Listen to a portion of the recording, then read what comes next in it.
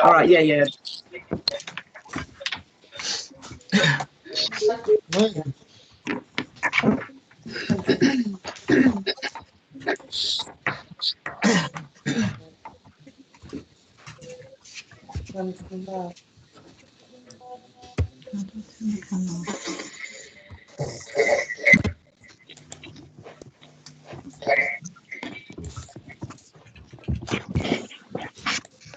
Okay, people, just waiting for everybody to join.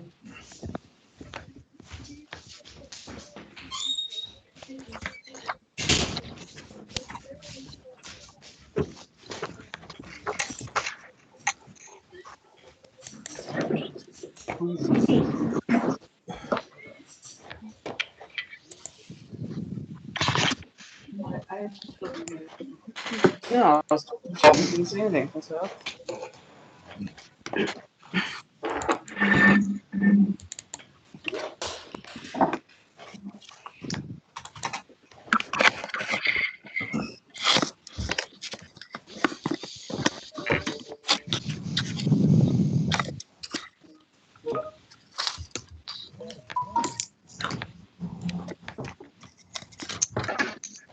Okay, good afternoon, everybody. It's good to see you.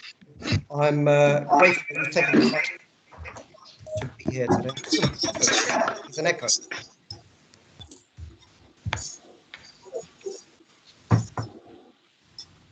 Right, I'm grateful that you've taken the time to be here today. There's a lot going on out there in our lives, with work, with family. Many of us have experienced personal tragedies, so I just want to say thank you for being here today. I can see some familiar faces, but also many people that I haven't had the pleasure of meeting yet.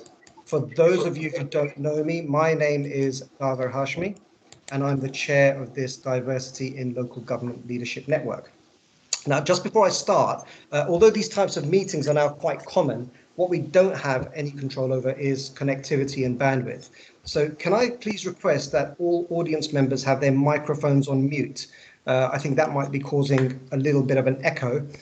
And unless you're invited to comment, if you feel that there is a lag in connection, you may also want to turn your cameras off. We do have a significant number of attendees today. So depending on the connectivity, it might improve if you turn your cameras off. Please feel free to take part in the discussion using the chat function on Teams. I'd request that you remain respectful. I'm not expecting us to end up in spat like Handforth Parish Council, but just in case, my colleague Addy is behind the scenes, ready to be deployed as our very own Jackie Weaver.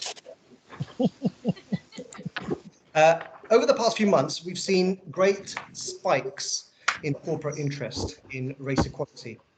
All of a sudden, we're getting a lot of interest from corporate centres to represent our communities and our colleagues. This all on top of our day jobs. And we've seen a lot of organisations everywhere pledging support, showing solidarity. Black screens were put up all over the place on social media, but that's simply not enough. Race equality networks like this are so important, not just because they provide a safe space that we all need, but also because they allow us to meet and network with each other. Of course, it's not all about challenges. We've had some great news recently. We're seeing more and more diversity at leadership levels in some places, such as local government. And that hopefully gives you the assurance and inspiration that your careers in local government have a pathway that goes right to the top. In fact, I myself have been involved in some high-profile appointments, and these need to be celebrated. Lewisham appointed their first ethnic director of public realm, Zuhul Khan. I know you're there, and welcome. It's good to see you again. Camden have appointed 3 new directors from diverse backgrounds. Tariq Khan is their new Chief Digital and Information Officer. Just a few days ago, they also confirmed the appointment of Rashida Baig as their new Director of Children's Safeguarding and Social Work. Briley Phillips, congratulations on being appointed the new Director of Education and Learning at the London Borough of Lambeth. Now, many of you have also heard that Professor Kevin Fenton was recognised as the second most influential black man in the UK for all the work that he was doing leading the response to COVID. Now, when we worked with him to help the London Borough of Southwark recruit his replacement, we managed to find Sangeeta Leahy. Congratulations, Sangeeta, and welcome to the forum. It's good to see you today. So it's great to see that the landscape and the makeup of senior leadership is changing. And there's been many more exciting appointments, new appointments, and hopefully you're going to hear from some of them today. All of these stories are inspirational, and it's important to share the good news and continue to celebrate. Sadly, however, many other things have not changed. So the English Cricket Board has been accused of institutional racism. We've seen countless clips of violence against ethnic minorities going viral. Black children are still not faring as well as their white counterparts at school. We saw at the end of last year, Sainsbury's was boycotted because they showed a black family celebrating Christmas in an advert. Some football fans still boo when players take the knee. The BBC received complaints when Countryfile showed 3 black women taking a walk. And a recent report last month published that there were currently no black chairs, CEOs or CFOs in any of the FTSE 100 companies. We are going backwards. More closer to home, local government leadership is nowhere near as representative as it should be. Over a decade ago, I remember reading an article that was published in The Guardian, citing the lack of black chief executives in local authorities. There were only 2 at the time. One of them is with us here today in this group. That number has doubled to 4. Surely we don't have to wait another decade to see 2 more. So we need to talk about the changes that we can make. What can we do that will have an impact or influence? And the whole purpose behind starting this network was to bring us all together, but we must move towards action and not just words. And we can't achieve this alone.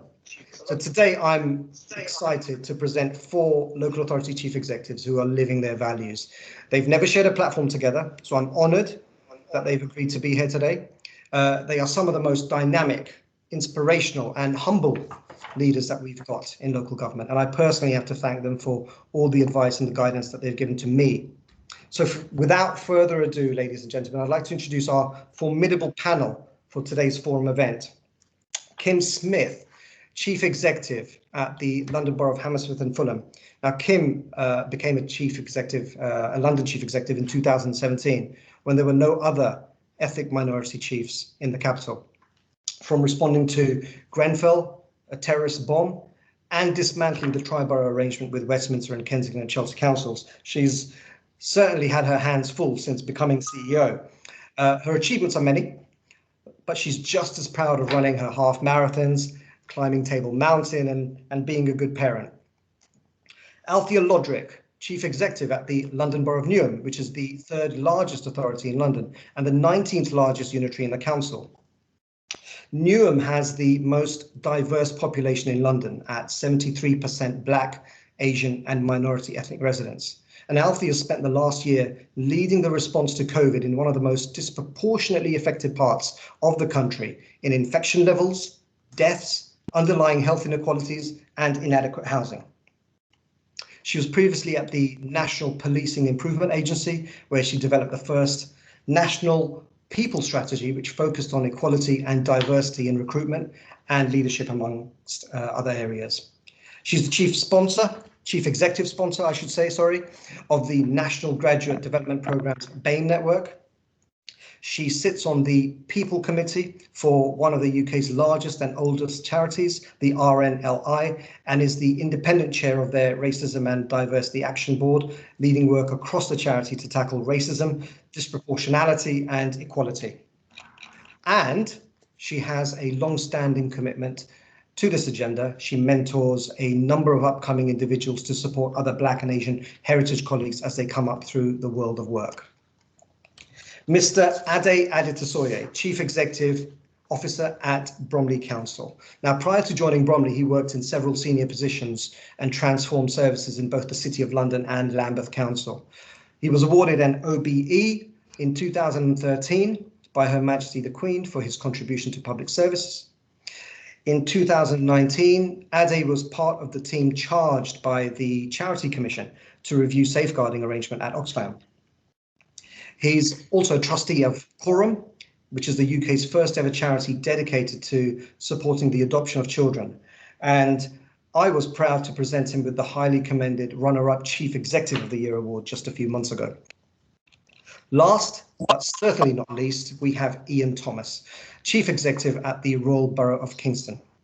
It's been a successful year for the council, where he's spearheaded an impressive response to COVID-19. They've commenced an £800 million housing regeneration programme, and the council is in the top 3% for all age social care nationally, with children's services rated as outstanding. Prior to Kingston, Ian was CEO of Lewisham, and before that he was the strategic director of Rotherham Council's Children and Young People Services. He was responsible for the transformation of that service from inadequate to good in just 3 years. Before that, he was a DCS and Deputy Chief Executive at Derbyshire County Council. He's had a phenomenal career so far, which spans 35 years in the public, voluntary and private sectors. He holds a Master's in Developing Professional Practice and is a Master's level qualified executive coach and mentor. And in 2019, he was made a CBE. Ian, Althea, Kim and Ade, thank you very much for being here today. Our first question is from Aisha Hakeem Rahman. Aisha, are you there? Yeah, I'm here. Okay, would you like to introduce yourself and please ask your question? Absolutely. So I'm Hakeem Rahman, Head of Transformation at the London Borough of Islington.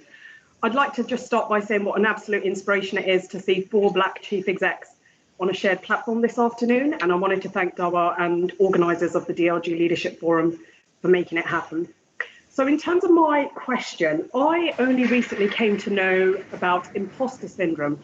And as a consequence, I've come to recognise that instead of being proud of my achievements as a BAME working mother, I've spent most of my career believing my progression has been down to luck, that I'll eventually be found out as a phony who doesn't quite deserve the role, and that I consciously need to downplay my expertise to help others feel more comfortable.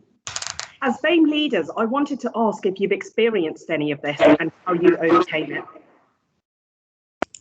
Ian Thomas. Okay, thanks Dawar, and thanks for the introduction, and a great question, Aisha, and it is a privilege to share this stage too with my 3 colleagues from the capital. So as I said, Aisha, a great question to start the session. It was female psychologists, Clance and Imes, who first coined the phrase of imposter syndrome in 1978. The good news, though, is that the imposter syndrome, as it's known, is really common, and contrary to popular belief, this affects both men and women. I think in a world where we have a disproportionately low number of Black leaders, as has been seen perennially in Green Park's work, this phenomenon takes on a new lease of life for people of colour, and left unchecked, it can become really debilitating. I think it's affected me throughout my whole career, including when I first became an assistant director. That's for the first time in 2000, I can't remember now, 2002. I was 33 at Trafford Council, south of Manchester, when I probably had the right to be concerned about being an imposter. I mean, what did I know then? And then again, it affected me when I secured my first directorship in Derbyshire. At that time, I was 41, and not only the youngest director of children's services in the country, but the blackest. Of 152 directors nationally, I was one of only 3 from a minority ethnic background, with the other 2 being of mixed heritage and Asian. So 1.5% against a demographic of 13%.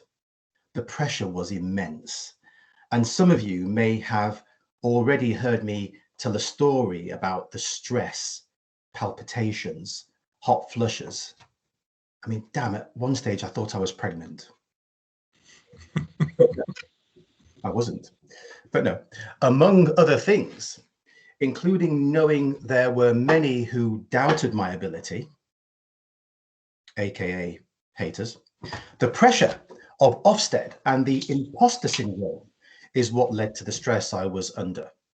As I alluded to before, it can be for good reason. For example, having to stand up and address a room full of head teachers as the statutory children's officer for their area when you haven't done their job is a really daunting prospect. And yet, as a director of children's services, as a DCS, you have to do just that. The trick is to understand your strengths, your areas for development, and being upfront about what you don't know. Don't pretend to be something you're not. As a manager or leader, I would recommend the adoption of a distributed leadership style and avoid being heroic. Individually, we might know a lot, but together we know a whole lot more. And finally, ensure you have a coach and mentor. Such interventions will help you grow in confidence, enabling you to better tackle the imposter syndrome whenever it occurs. Althea, do you want to come in on the back of that? Yeah, thank you, Ian, and echo the comments that Ian's made. Thanks to Dawar for that introduction, and like colleagues, I'm humbled to be sharing a stage with such esteemed company. So, and Aisha, great question and great name. You share the name of my daughter and you spell it the same way, which is cool. So I won't forget your name.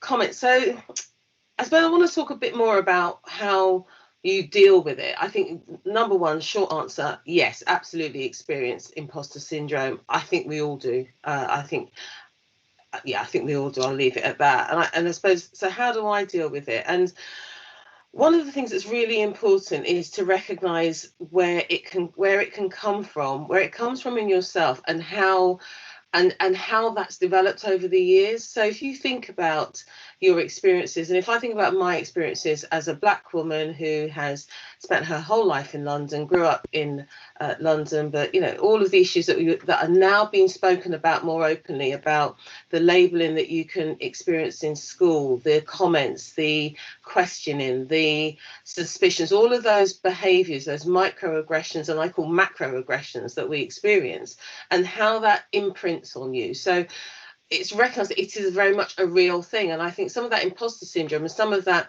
is it luck? Is it something else? Comes from having had all of these many years of little messages and little symbols that just tell you you're just not good enough, or somehow you're just not right. And I think it's really important to redress that in what we do every day. So in terms of dealing with it, I think affirmation, affirm yourself. It's so important to tell yourself, not that you're lucky, not that you're going to be fat, and not that you're a phony, but tell yourself all the great things that you are. Tell yourself, talk to yourself about your achievements. That in that introduction, whenever anyone does that biography and says, oh, you've done this, there's that moment my instinctive reaction is to be a little bit, oh God, but no, own it, own it and be proud of it, and recognize how you've come to be where you are.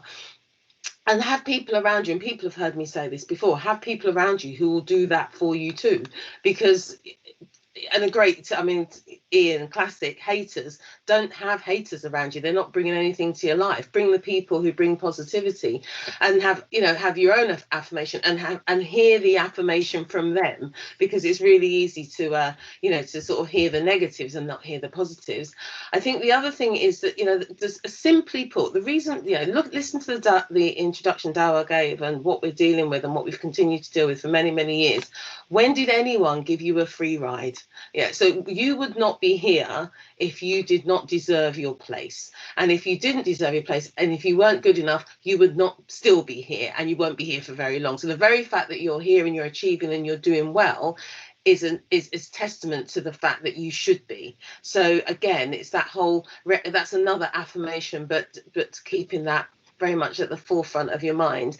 And, you know, and I think that in the old days, because I'm old, we talk about that cassette you play in your head and what that cassette's telling you. And now we'll talk, I don't know what you do, in mixed clouds, that mixed cloud track, is that correct terminology? Skip the negative track.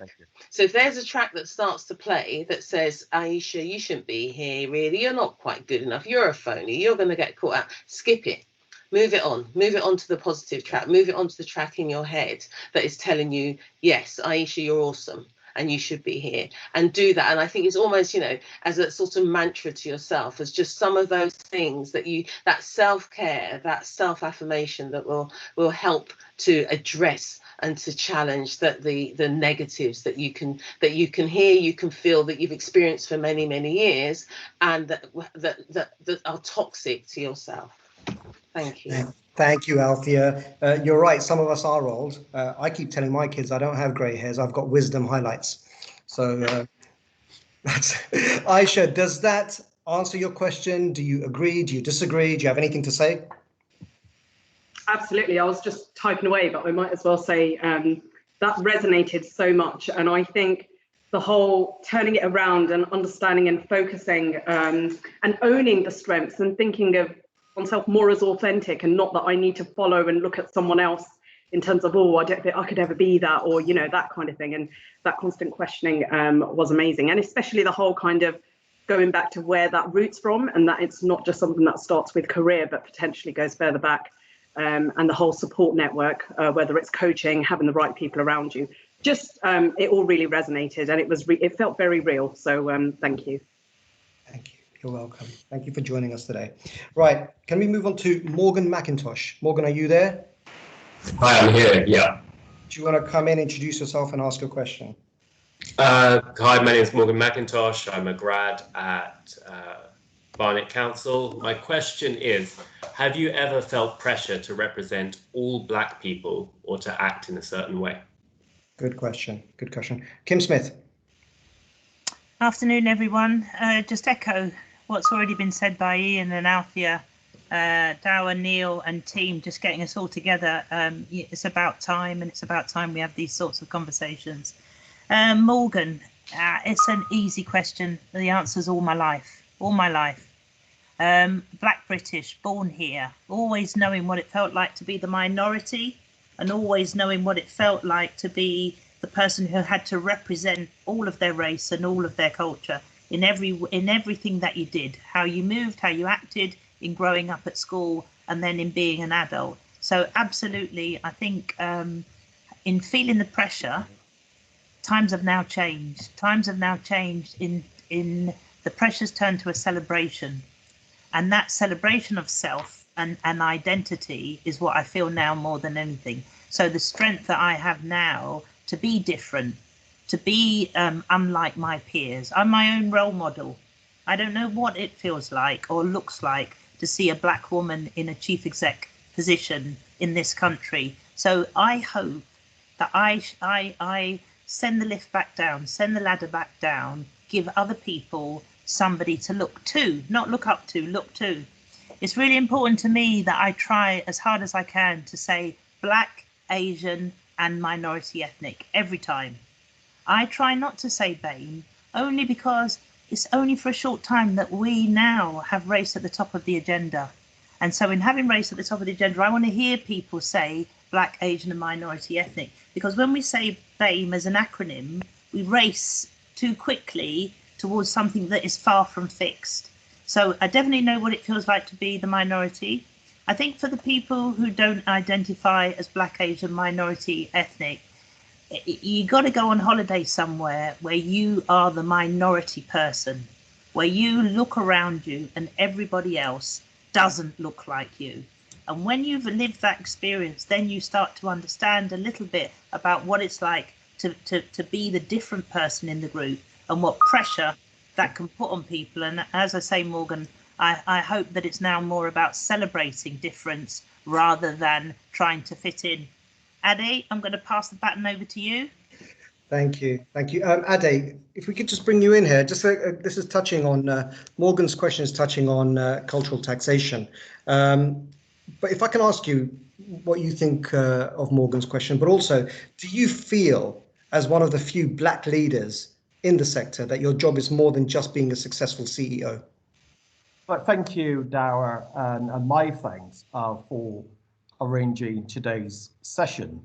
Just really going back to what colleagues on the platforms actually said, it's a real privilege to be sitting where I am in Bromley with Kim, with Afia, with Ian.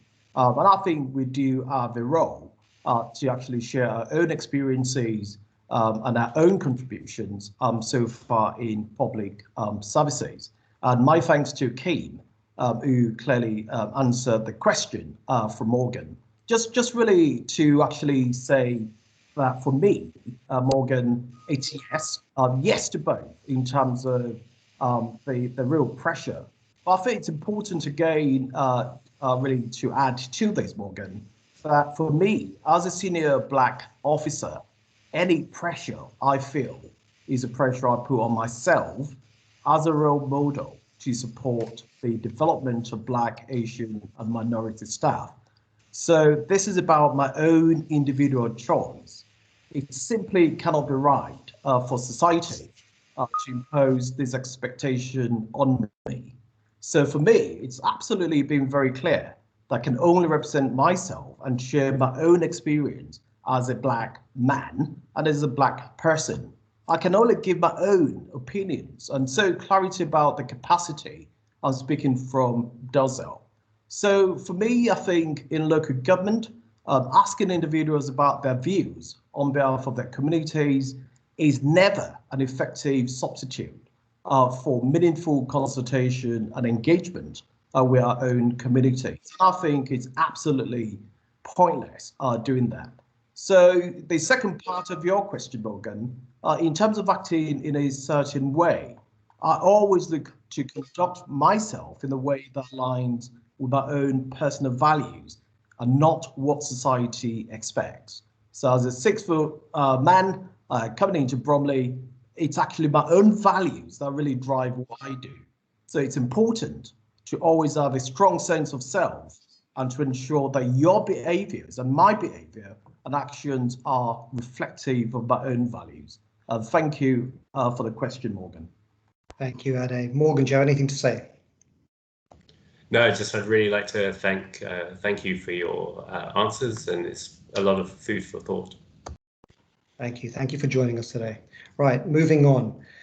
Georgia Chimbani, are you there? I'm here, Dawar. Hello. Congratulations, first of all. Thank you. Thank you very much, Dawar. I'm just congratulating Georgia on being appointed the new Director of Adult Social Care at Suffolk County Council. Thank you very much. Good afternoon, everyone. As Dawar said, my name is Georgia Chimbani. I'm the Director for Adult and Community Services for Suffolk County Council. I'm a new DAS, 8 weeks into my role with Suffolk. I can't tell you how incredibly proud I am of all the panel members. I followed your careers with a mixture of awe and pride, and you have all in some way inspired me to be where I am now, and you continue to inspire me. You know, I imagine that the journey for you all to get to where you are now hasn't been easy, and they say hindsight is a wonderful thing. So my question is, looking back over the years and knowing what you know now, is there anything you would have done differently to manage situations, which I'm sure we've all been in, where issues relating to diversity were a major contribution in holding you back from progressing in your career? Thank you. Thank you. Ade, what would you say to Georgia? Thanks, Dawar. Georgia, just really to thank you for your question. Can I join others in congratulating you for your new role? So, Georgia, just for me, professional adversity and challenges I've faced in my career to date has actually made me stronger, more resilient, and enabled me to develop what I call mental toughness.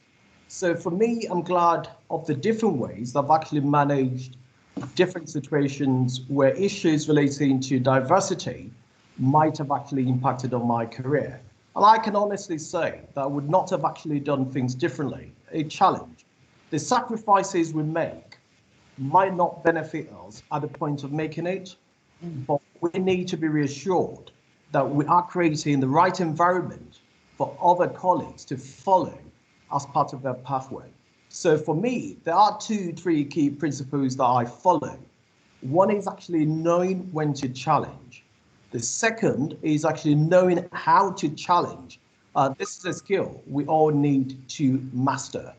And lastly, in my own industry, as a social worker in the same way as you are, not challenging anti-oppressive practice as a result of diversity in itself is an abuse.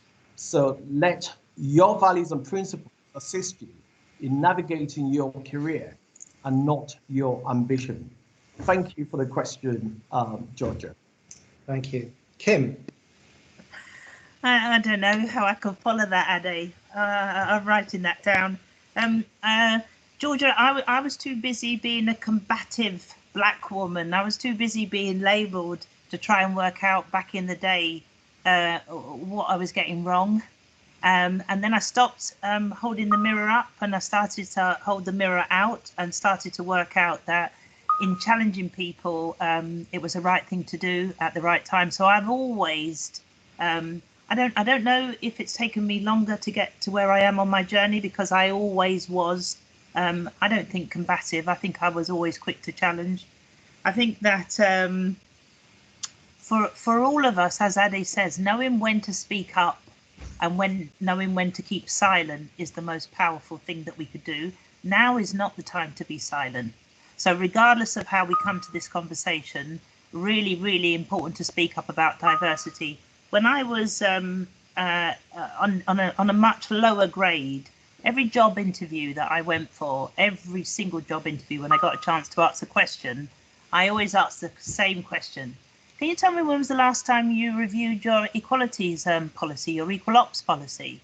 And it was just always a big, powerful question. I didn't know the answer and I didn't care, but somebody always sweated more than me every time I answered that question, asked that question. So I just think keeping it on the agenda all the time, challenging back and knowing that it's okay to challenge, actually, because you're no angrier or no more combative than anybody else. You're just focused on the things that you see that you think matter. So I think it's a good question. I don't know.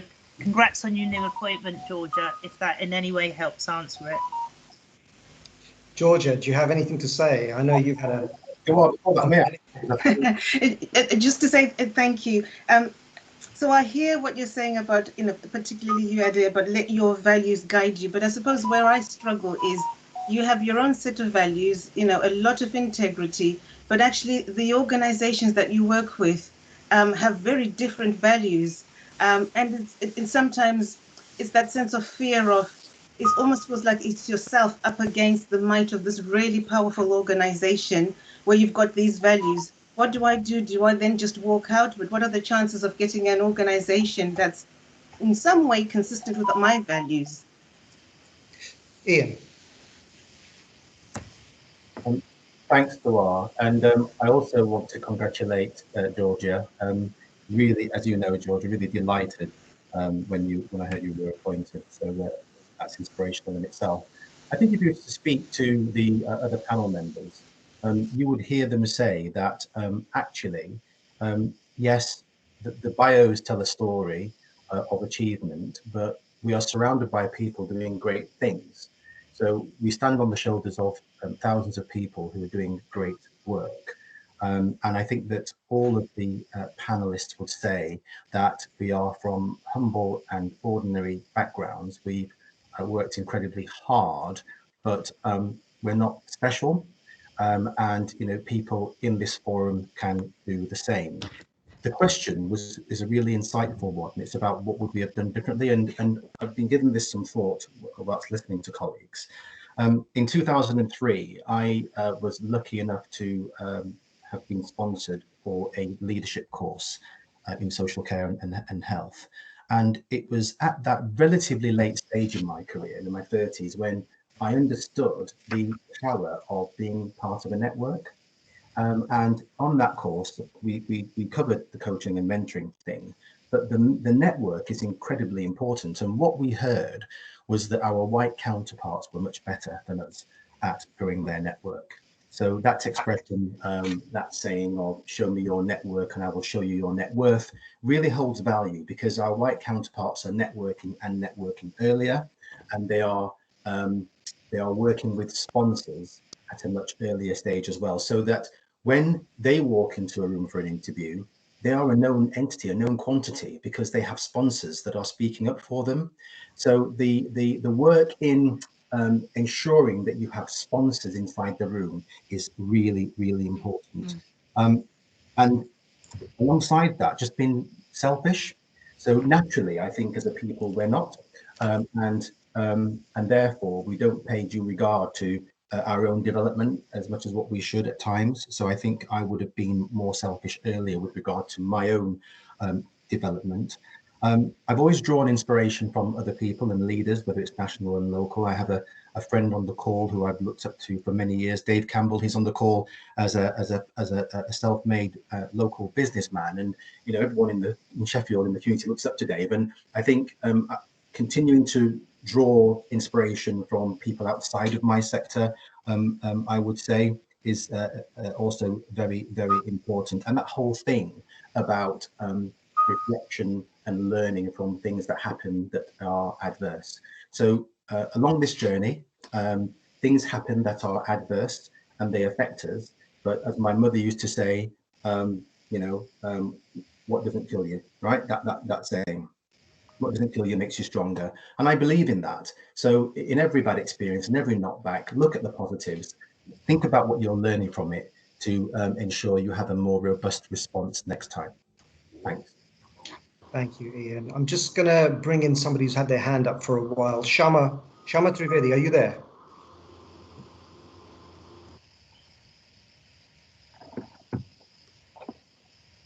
Hello, hi there. I'm here. Sorry, I just had my thing on mute. Yes, I'm Shama. Thank you, Dawar, for letting me speak. I'm absolutely honoured to have any airtime with any of you. I've been in regeneration for the last 18 years, so showing my age also, and have slowly worked myself up the greasy pole, if you like. However, my development skills really sit alongside supporting the planning development process. And so it'll come as no surprise to you that most of the rooms and boards I've navigated throughout my career have mainly been very white, very male and very middle class. And whilst over time and through education, one adopts a code to navigate these rooms, and this is home and this is where I was born, so has not been something that's averse to me. It is increasingly becoming challenging. So whilst I feel comforted knowing that we are all pleased to hear that race is at the top of the agenda, it's still only scratching the surface in rooms. And I've been told don't play the diversity card by people on interview panels. I have, we've all experienced all sorts of horrid things, haven't we? But it's got to the point where whilst race is at the top of the agenda, I'm not sure how much energy, particularly working mothers like myself, have got to keep fighting the fight, because it's not just about getting to the top. It's about really making a difference so that you become a decision maker that's making decisions of equality and giving other people opportunities and the opportunity to have representation. And I've never found a young Asian woman in my interview panel setting when I'm going for these roles in local government. And yes, I have had to accentuate and enunciate and be all the more, despite my skill set or my talents, just because, one does feel inferior and one does feel you'll get overlooked. And I just wondered, my question really is to anyone in the panel that has the wherewithal to answer, but Kim, was there ever a time on your journey where you thought it's all just too hard, and is it time just to change direction or accept your lot? Can I come in, Dawar? Sure. It makes me feel sad because everything that you're saying is true. I don't think when George Floyd was murdered last year, Black Lives Matters, I don't think Ade, Ian or Althea and I thought that we were the token black chief executives. We thought we got the jobs on our merit. So actually, you know, our organisations get this for free. They get this as an extra because that's not what defines us. But actually, whilst we're on this really important and powerful stage, let's just make it very, very clear. I'm a South London girl. Take off this jacket and this job title. I'm the person in flip-flops in Asda that people are watching because they want to know what I'm buying and what I'm taking out the shop. I'm the person who, you know, as much as I think, like what you said about enunciating and about how we present, you know, we all put the jacket on to come to work and we take it off. And culturally, I take it off. And until people in important positions start realizing that there isn't one way, there's lots of ways. My norms, my culture, what I believe, what I hold dear at a boardroom, the way I conduct myself. I'm more proud of knowing the names of my security guards and my cleaners than of senior management. So I just say to you, just keep doing what you're doing, because actually the rest of people will catch up with you. It's not about you having to compromise, and that's how I play it. Thank you, Kim. That's really positive. Althea. Yeah, I was debating whether to come in with this, but I really wanted to thank you for being so honest, and I completely agree with what my colleagues have said. I also feel that there has to be a point, and it's not about, you talk about giving up. I don't think it's about giving up. I think we all have the sentient ability to make a decision about what's best for us. And actually, if an environment is damaging you, I believe in challenge. I believe in, bringing the fight. I do all of that all the time. But I also believe that it's really important to look after yourself in the process. And actually, not everywhere will be that bad. Not everywhere will be that negative. There are lots of places that are a lot more progressive. And there's an assessment that you have to make at some point, I think, in the journey, which is this something that is endemic to my profession and local government, and therefore I'm never going to experience anything different? To that, I'd say I believe the answer is probably no. So then there's a question about, well, is this specific environment doing me harm? And if it is, there's a point at which I make the choice. It's not a failure. I make the choice to move to a different environment, because life is too short. The pleasure is not all yours. So I am going to move to somewhere where I can thrive and I can prosper and I can be healthy and I can be happy. And I don't think there should be any failing or see that there should be any failure associated with that, because you are the most important. And so I just wanted to say that, because I think sometimes we end up beating ourselves up and thinking, I must do this and I've got to change this and something's wrong. You don't have to do that. You don't have to do that. So it's an option, is what I wanted to say. Thank you. Thank you, Althea, and thank you, Shama, for your input. I'm just going to bring in one more person from the audience before we move on to the next question. I'm conscious that some of you have got your hands up. Please bear with us, only for time purposes. Dave Campbell. Hi, Dawar. Thanks for inviting me on to the show, and appreciate it. I'm from Sheffield. I'm a friend of Ian's, actually, and so I know his journey. It's a fantastic journey. And one thing I would say is I started my own business when I was 26, mainly because I saw the wall of racism in front of me. I'm now 62 years old. And I just think what's really important for the leaders, and it's fantastic to see so many leaders now in London Council or around the country, in London boroughs, because there's a group of people, thousands and thousands of people watching how you behave, because your leadership matters to everybody else. It's really important. It's fantastic to see, because it's not an easy journey. It cannot have been, but it's really wonderful to see you all doing so much great work. Keep it up, because there's many more behind you with talent, with ability, who want to follow your lead. So it's really, really important. In business, I went into business because there is, businesses, you make the deals and it comes at, there's no real barriers. In government, I think, local government in particular, there are so many layers to overcome. So well done for overcoming them. Keep striving. And, it's brilliant to see. So thank you very much. Thank you. Thank you, Dave. Thank you for your input. I'm going to move on only because of time purposes. Tom Stannard, are you with us? I am, Dawar. Yeah, thank you. Thanks for that, and thanks for the chance to ask a question of a panel who I absolutely respect a lot, who some of whom I know very well and represent places close to my heart in Ian's case, as he knows. I think Dave's made a really good point as well about the other layers that sit behind this, and that's really what my question is about, really. So, Tom, sorry, can I just ask you to introduce yourself as well, just so that the audience knows who you are. Apologies. So I'm Chief Executive at Salford City Council in Great Manchester.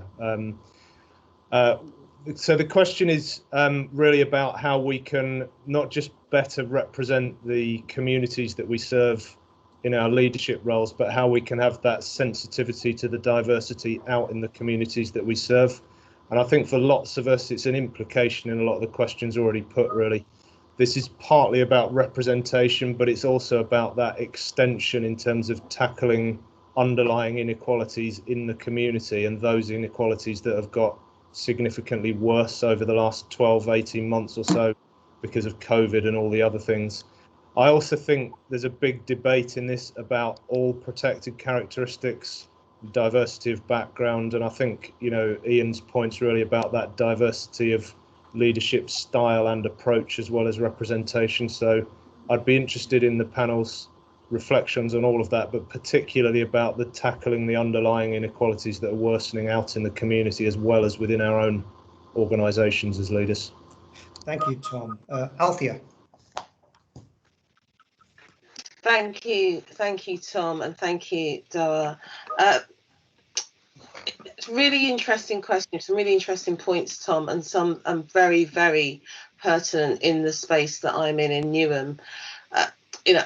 Like all of us, this last year has seen us dealing with one of the most challenging times, I suspect, we'll ever experience in local government. And I think in this agenda, despite there being some particularly tragic events that spurring on this discussion, and others like it that have brought race inequality to the fore, what we've seen as this pandemic has played out has been, I suppose, those inequalities magnified, haven't we, through those lenses of poverty, through racism, through inadequate housing.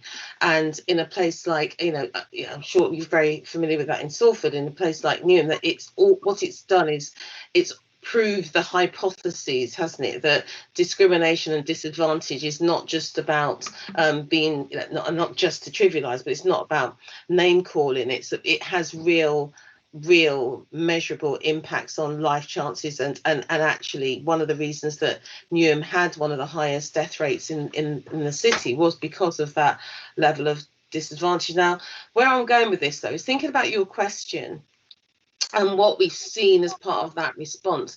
What we've seen an amazing community response. I think there's been an amazing coming together across the system of partners in health, in local government, actually even central government colleagues, but third sector, voluntary sector, community groups, community leaders.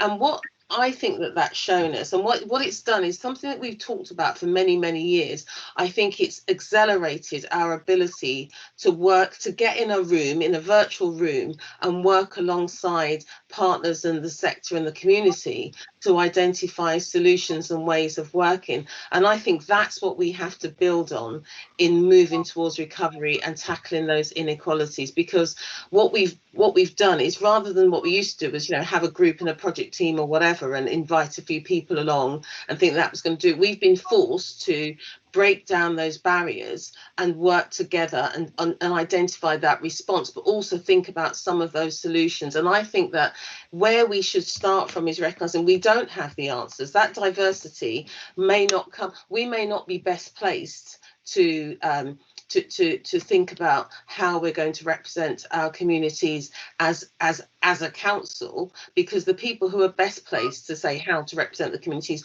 will be the communities and those working closest with them. And I think one of the things we have to think about is, how do we build that way of working? How do we embed that in our DNA and build on what we've done so well in the pandemic?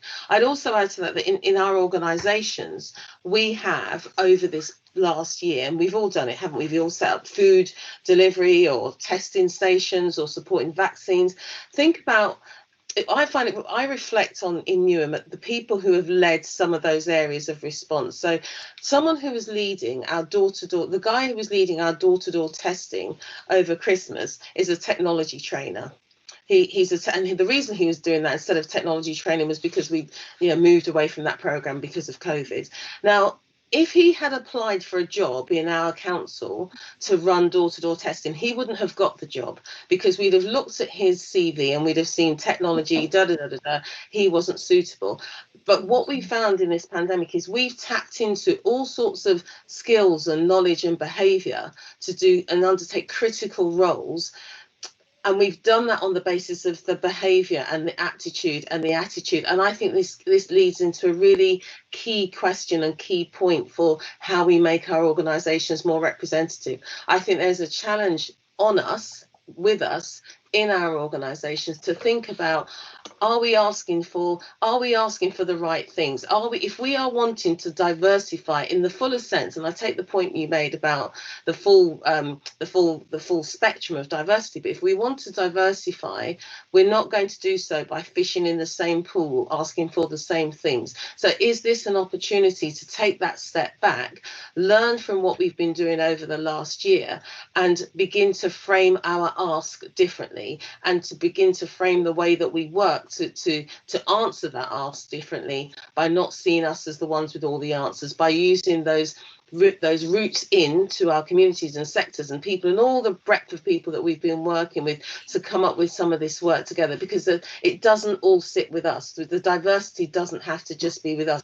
It has to be amongst, it has to be in our place. And how do we think about that? So I guess it's a very kind of, I don't know if I'm not, hopefully I'm touching on the points you've made, but I think for me, my approach, what I'm thinking about much more in how we do this in Newham is to think about us as a place and a family, and think, how do we bring all of those different skills to bear, and how do we, through opening ourselves up in that way, make us more attractive to people who may not previously have considered a local government career or working in a council because they had a perception of what a council is. And I think it's about what's that essential criteria now that it wasn't, or what can we learn about what our essential criteria should be now that we might not have thought it was 6 months, 9 months, 12 months ago, before we've been accelerated into a really different way of working. And I'd finally say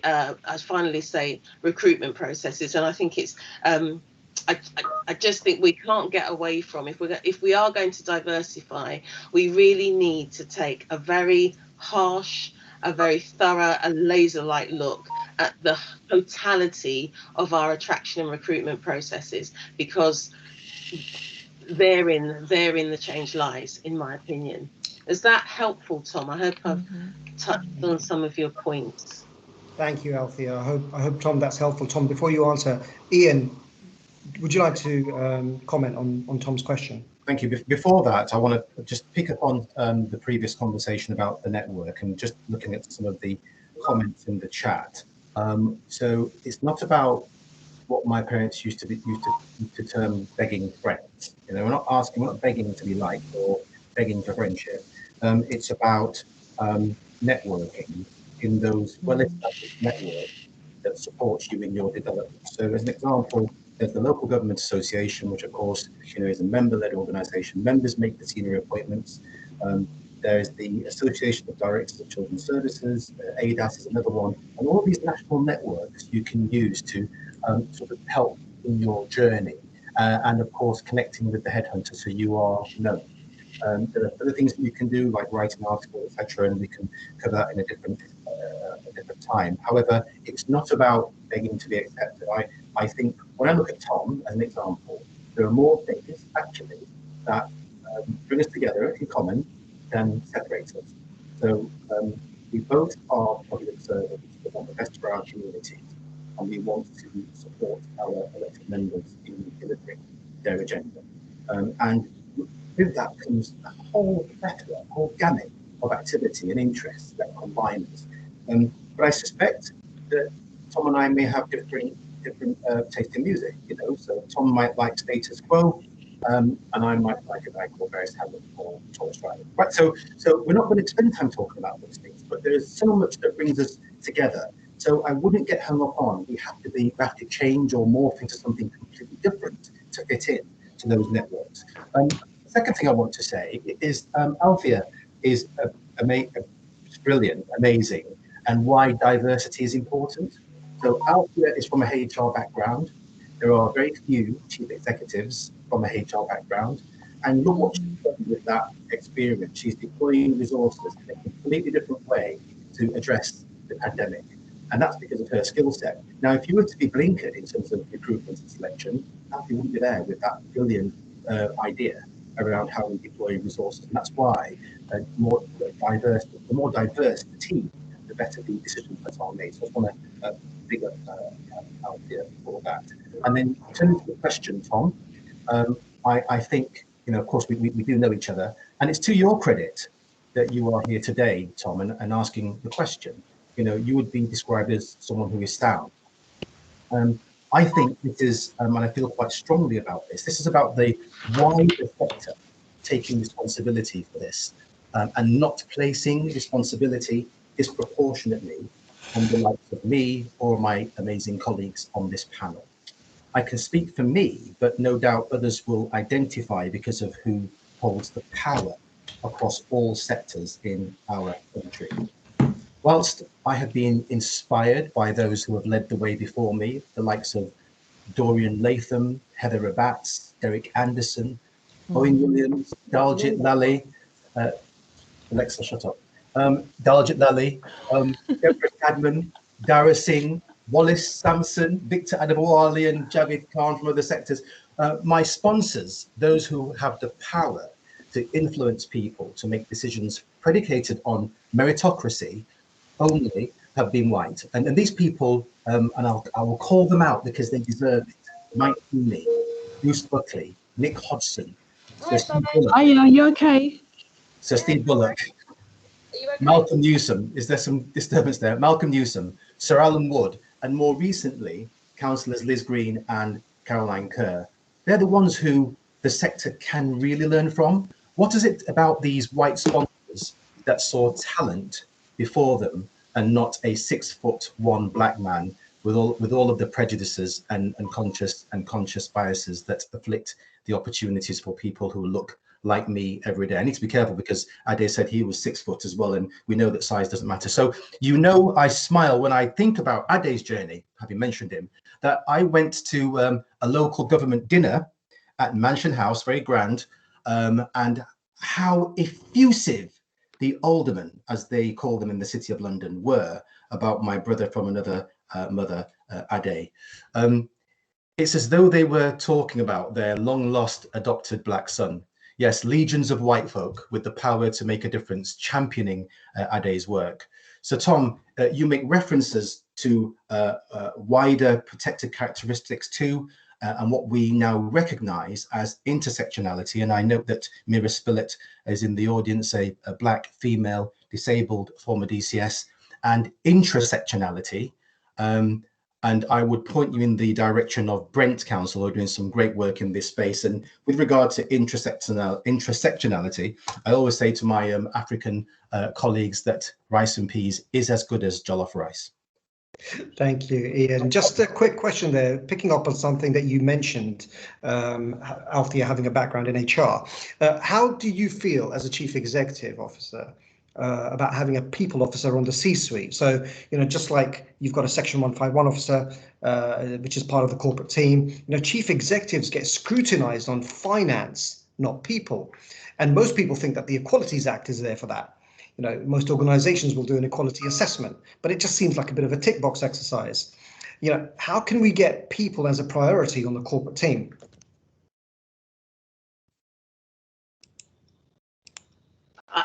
I don't know how you see. How much was that? Because I'd say I'm not sure how you cannot have people as a priority. I suppose, and full and forever respect to my HR family. I think what's really important. So, with a corporate management team, and my view of corporate management team, and I've been fortunate because when I went to Newham, I'm failing to get into the meeting. Are you in?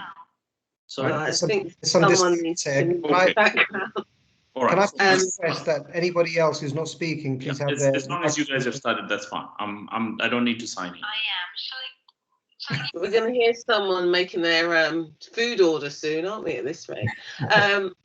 I was just going to say what's really important. I think about people and where that agenda is in the organisation. Absolutely, it's important that voice is heard at that C-suite, at that table. But it's equally important that every member of a corporate management team understands they have as equal a responsibility for people as they do for finance, as they do for all areas. You cannot be an effective corporate director, to my mind, if you haven't got that focus and that discipline around the importance of the people agenda, and as well as the finance agenda, because without people we'll do nothing, in my opinion. Thank you. Tom, does that answer your question? Yeah, absolutely. I thank Althea, Ian and others for comments on that. I think in a sense it doesn't answer the underlying question, because I think that's a challenge we've all got to pursue with bells on for the next decade and more. And the underlying inequalities point, I think, is fundamentally important. I just think it's and I wasn't looking for Ian's platitudes really for having turned up to this today, because I think we do need to, but I'm grateful he mentioned that for what it's worth. I do think it's so important to almost kind of look beyond the mirror on this, and one of the things that's been crucially important to me throughout my life is I feel as conscious of my own identity in this space as many of you do, and as many of the leaders in this space that I admire do. And I'm conscious of that latent prejudice that there also is about, white middle class blokes in senior roles around this. And I think that is on the table and out there. What people often don't ask me is why I know so much about the Hindu community, because my wife is Indian, my children are mixed race. The three of them, the two of us many years ago, 25, 30 years ago, experienced enormous levels of discrimination about our relationship, and we've carried that experience with us throughout our lives. And as a CEO in local government, I'm very deliberately wearing that experience on my sleeve in the way that I talk to the organisation, the way that I talk to the community. And I think absolutely on Althea's point, really, how we sort of try to change the expectation around community engagement firstly, and our hiring practices secondly. And I think that's really important. And for me, it goes back to, it was a point, Ian, you made at the start, really, which is I think a lot of the leadership stuff around this is about humility and about avoiding that kind of heroic perception and trying to make sure that you take as distributed an approach as possible. But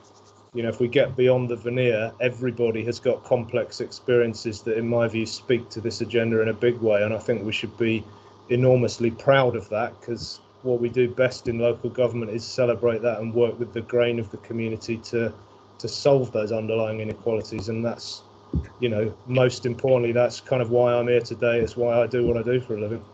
Brilliant. Thank you so much. And thank you for joining us today, Tom. I just want to, before I move on to the next question, just want to bring in Usman Niazi. Usman, are you there? I know you've got a different perspective on this. Hi, Dawar. Bear with me. Please introduce yourself. I've made it work. Oh, the magic words at the back, the NHS. There we go. Thank you. Sorry for the corporate background. I just first of all, I just wanted to say it's been really amazing. Thank you for the invite, Dawar, and it's been really amazing listening to everyone. It's empowering just to see so many different coloured faces, frankly, in senior positions talking about it. I mean, the NHS, I think, suffers from many of the same problems, frankly, that we talk about local government. And I, personally will say it's not that often I sit around a senior management table and see anyone who looks particularly different. So it is just really empowering to see everybody as a first. I should just. Do you want to tell everyone what your? Sorry, yes, I should have just said. Sorry, my name is Usman Niazi. I'm the Chief Financial Officer for NHS South East London CCG, and so working with the ICS as well. But I have also recently taken on the equalities lead role for the CCG as well. And I think some of what people have said earlier sort of really resonated around I really struggled with that decision because I didn't want to feel like I'm the token sort of BME person around the exec table, and therefore I'm taking on the equalities lead. And it was that balance of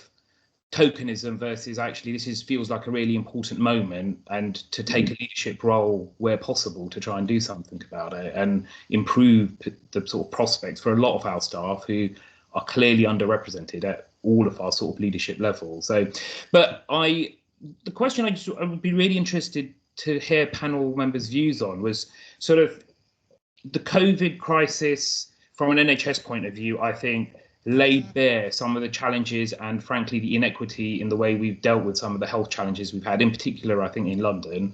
And it's just been really interesting to hear some of the panel members' views on what your perception of how the NHS responded to that was, and did it feel like we were culturally sensitive? And I'm being very broad, and I don't mean to, and I'm not generalising or speaking for the NHS, but I just, in lots of conversations I've been having locally, and as a lot of the work we've been doing around vaccine hesitancy, it's clear that there was a lot of distrust, a lot of mistrust, and it'd just be interesting to hear panel members' views on whether that really did feel like that, and what you think are the key things to helping improve that. Because I've said this to Dawar before, but I would be really looking forward to sort of building links between the NHS and local government, especially in London. I think there's so many areas we could work together on, and the sort of opportunity, you know, to have this kind of forum, but broadened out to sort of other bits of the public sector in London potentially. But sure.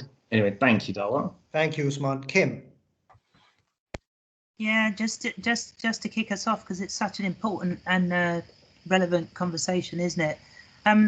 I said it in the chat. I say a lot in my organisation that we shouldn't talk about the hard to reach communities. We should talk about the not convinced communities, because people will find services, people will find resources, and people will make ends meet, and people will stretch what little they have in order to provide for their families. So if we have products, let's go back to Dave Campbell with his business. If he's selling something that nobody wants to buy, he changes the product. He doesn't try to do what we in councils do, which is keep putting out the same thing again and again. You've got to watch the market and understand what the buyer wants to buy. And what the NHS has now found out is that actually there's a whole layer of people who are a huge resource, and they're called the Black, Asian and minority ethnic people who work in the NHS. And they're the people who are the frontline people who are now this amazing talent, this amazing resource, as Althea says, matrix working, people who've got skills in ways in which they never imagined. But the problem with the NHS is that the NHS was very old school in the way in which it valued skills rather than attitude. And that what I'm trying to do in my organisation in Hammersmith and Fulham is recruit people for attitude. Because then people who are not there yet, you can work with them on skills, you can build skills. But the NHS has been so hierarchical in the way in which we have perhaps valued doctors and nurses and qualified folks, but we haven't celebrated porters and auxiliary staff. So when we've done the clap for carers and we've done a lot of the campaigns, it really has taken too long, in my view, for the NHS to understand that there's a whole family of people there. Having said that, I would say that for my local authority, the way that we've worked with the NHS throughout the pandemic has just been outstanding. So the opportunity for partnership working for us all to learn, for me, the clues were in the flu jab, because we had low uptake of the flu jab in my borough. And that's why I'm talking about the not convinced, because if we had whole communities who weren't convinced about the flu jab, we didn't need the COVID pandemic to teach us. So what I'm really hoping is that the partnership working continues with the NHS, and I'm hoping that the vaccination hesitancy and other particulars around COVID that really have been more impactful on Black, Asian, minority ethnic communities, that we start looking at some tailor-made, bespoke solutions rather than one size fits all. Thank you. Thank you, Kim. Thank you, Usman. I hope that that answers your question. I'm going to have to move things on. Just to remind everybody that by registering for this event, you've also been automatically enrolled into the network as members. You can, of course, opt out. And you've also got the option of taking part in today's Q&A session, not just in the chat function, but online and on Twitter using the hashtag DLGL I just want to bring in a couple of colleagues, Meena Kishanani and Nadra Hussain, who are helping out with comments. Can you just give us a quick summary of what people are saying and if there's any other questions that we need to be asked? Sure. Hello, everybody, and thank you so much, panel. A number of you who I know very well. So hello, Ian. Hi, Ade. Hi, Althea, and lovely to meet you, Kim. Honestly, Dawar, the amount of comments that are coming through, it's very difficult to do it justice, but I'm just going to do it as quick as I can. I think the main theme that came across right at the beginning was how proud people are to see the four of you on a panel speaking to people in this way. And I just think that's come across in a lot of the comments, that are the proud. But also, I suppose the secondary part of that, of course, is that however proud they are to see the four of you, they're recognising that this is a London issue, and therefore, you know, are very conscious of what's happening across the rest of the country that really doesn't reflect having like the four of you across London. So that really has come across a lot. The whole issue of that all the panel members have raised about networking, coaching, and sponsoring, really sort of everybody saying lots of comments around encouraging that and how important that is. And, you know, and Dawar knows I'm very passionate about the sponsorship issue. I really believe, and a number of comments about how senior leaders really do need to step up to the mark around sponsoring people. Coaching and mentoring absolutely have their place, but sponsoring people really important. That's, again, come across on the comments quite a lot. And how important it is to build your networks. Ian talked a lot about that and absolutely endorsed that, but again, came over on the comments a lot about the ability to build networks and those networks to support you in giving you support through your career. This issue about personal value, I think was, again, lots of the panel members raised this, and a lot of the comments were very reflective of people being true to themselves about who they are and believing in their own values and not compromising those values in organisations that they're in, and if it doesn't feel right, it's time to move on. And that came across again, people supportive of those views that the panel members raised. And a lot of support for the kind of comments around that we've all come from different backgrounds and kind of have humble beginnings and all of that. And I suppose there were a couple of things really about the more recently in the comments about the people agenda and how, and Dawar knows that we as a small group of us have been having this discussion about, you know, in authorities, why is it that the people agenda isn't as high up on the profile as the budget agenda? And, you know, and actually how important, you know, people are your biggest asset, that this really needs to be forefront of senior leadership discussions all of the time. And just to end with that kind of point that that I think Kim made just now, absolutely, there were some comments and some support of the term that she said about this is not about hard to reach communities, but it's yet to convince communities. And that's a really kind of, again, a lot of support for that. And again, that another just a key theme I think that came up was about sustained change won't be done by doing things the way we've always done them. And so it's really important that this is the time.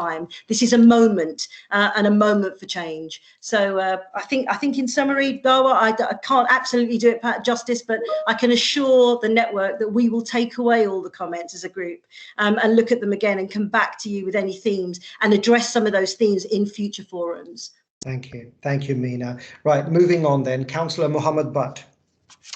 Good afternoon, everyone, and Dawar, thank you very much for hosting the event, and I want to say a warm welcome to Kim, Althea, Ade, and Ian. And Ian, I just want to say the review that you guys had this morning, we just approved everything that you guys said.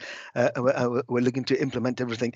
I'm Councillor Mohammed Butt, the leader of Brent Council, and also the executive member for Welfare, Empowerment and Inclusion at London Councils, but that also includes equalities, and we've been doing a lot of work with London councils, actually all 32 London boroughs, and the City of London with myself and Kim actually, and we're trying to get that consensus across all of our councils to understand the issues, the barriers, the obstacles, right, that are sort of stopping the people from the Black, Asian minority, ethnic coming forward in some of those roles and opportunities that we're talking about.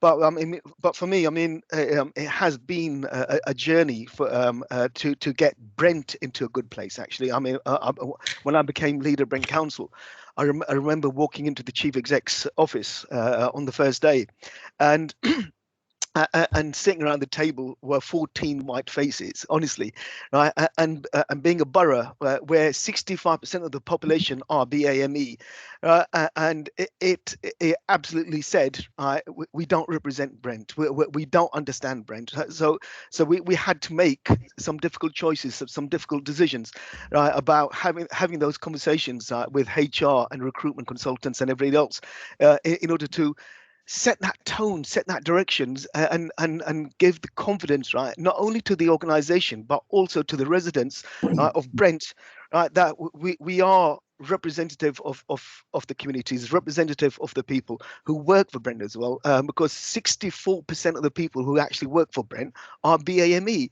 So how can we have 14 faces around the organization, right, that are leading the organization, and not one of them, right, represents that 64% of the people who come from our communities? But also the thing for me would be from the organizational side, from for the four of you, would be, I mean, what kind of diversity, inclusion, or cultural competency training, right, has been delivered to your workforce, because they are going to be absolutely key to understand the issues, the problems, and the concerns, barriers, to actually move them forward.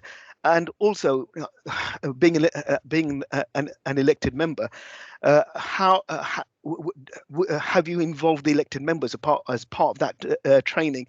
And if not, right, are there any plans to do that as well? Because they are going to be quite critical in making sure that the organisation and the political leadership actually works hand in hand and understands the issues and the barriers, so we can actually make sure every single person who's in this virtual room, right, has the opportunities that we've had, and that you guys are absolutely demonstrating that positive leadership. Leave it there. Thank you. Ian, what would you say to Councillor Butt? Thanks for the question, Councillor. But firstly, I would like to give kudos to my members in the Royal Borough of Kingston. I was appointed by a unanimous panel that included opposition representation as Kingston's first Black CEO over 2 years ago now.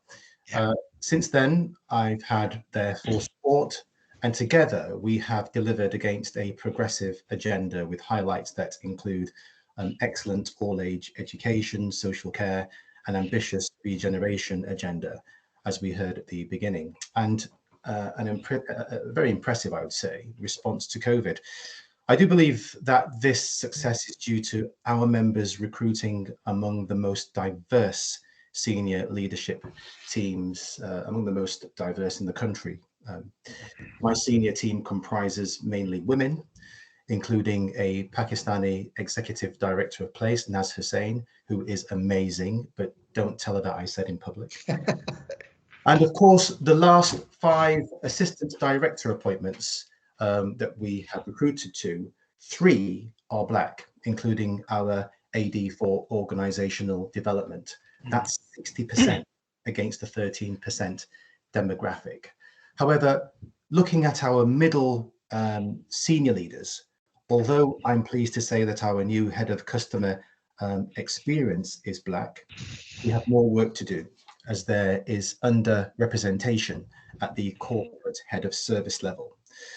And this takes me to your point, Councillor, as I believe that whilst members would benefit from training and development, we don't appear to have a problem where they are involved. The glass ceiling in my organisation is lower down, and that's where our focus will be in the coming months.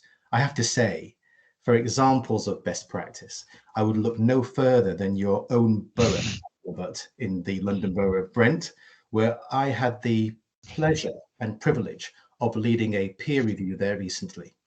What I saw was the outcome of impressive work to ensure that councillors reflect the communities that they serve in terms of ethnicity. I saw work with the community to develop a Black community action plan and an internal development program, which has seen around 70% of managerial and leadership opportunities offered to Black and Asian staff. And all that said, and the dynamic leadership of you and the CEO, there's still more to do, and you recognise that. Even in the place where Black staff told me that they could be themselves, it really made me smile. So you can work hard Monday to Friday, go out and rave on a Saturday, come into work on Monday and tell your colleagues all about where you've been. I mean, that made me really smile. So that was great to hear, though, Black people being proud and saying that they could be authentic. Ade, anything to add to that?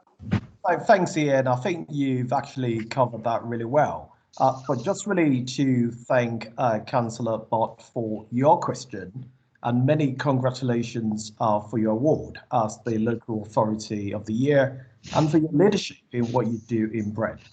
Just two key parts to the question. So within the context of Bromley, our equality and diversity training is actually rooted in our own leadership values, which are around respect, empowerment, ambition, and learn. And I think for me in Bromley, leadership for us is not just a job title, but a way of life to all our staff, not just managers. But I think for me, in terms of the real challenge, just going back to the point you raised, I think it goes beyond training and cultural competencies. So for me, it's about how elected members, again through London councils and elsewhere, ensure that when recruiting, they actually select best candidates and ask employment agencies and the recruitment agencies to provide them with competent, diverse candidates at the shortlisting stage. And I think this is important. I think secondly, for me, it's actually about fairness when it comes to disciplinary capability areas involving members. And I think that's the only way of actually doing justice to the public sector equality duty. So for me, two key takeaways. How do we actually get members to recruit the right candidates? How do you ensure you say to recruitment agencies to actually go back and actually give you competent Black staff? And then the final point is, what do you actually do in your own organization in terms of using the data on your own equalities around disciplinary capability, really to change the culture within your organization? Thank you, Councillor Bott, for asking that question. Thank you, Ade. Councillor Butt, if I could just ask you, actually, in line with your question, what work do you think elected members and maybe the LGA should be doing to ensure more inclusion? Actually, I think it follows on from what Ade is just saying, right? If when it comes to the sort of the selection stages as well, because I mean, obviously, as a borough that is pretty diverse, I'm making sure, right, that I'm having the conversations with members of my party as such, right, and saying to them, I'm encouraging the people to come forward, because a lot of people do have the ability, the skills, the knowledge, and know how to do it, right? But have they actually thought about applying for the role, going for the role, or even thought about becoming a councillor and using that skill set in order to come and help support us in the organisation to do this? And I think it does fall upon sort of the leadership elements for all of us to be aware of who we are, who we're representing, and using those opportunities that we have when we go out to talk and to connect and to encourage, because I think that's the one thing that we don't do enough of, to encourage people to come forward, and because people have sort of set ideas about being what the council does, right?